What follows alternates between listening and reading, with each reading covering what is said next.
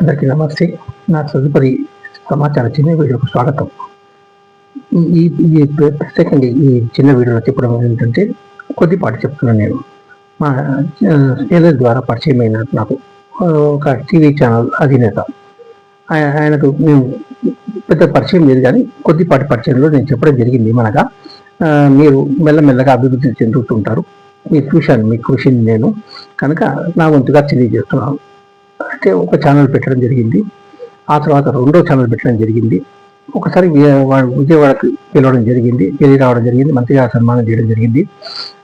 మా చెల్లెలి కార్యక్రమంలో ఎప్పుడన్నా కలిసినప్పుడు మాట్లాడుతుంటారు ఆయన.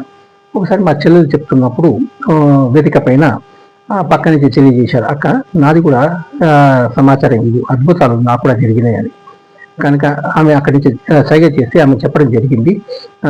నాకు చాలా ఆనందం అనిపించింది. అది ఆయన రెండు ఛానల్కి, టీవీ ఛానళ్ళకి అధినేత ఆయన.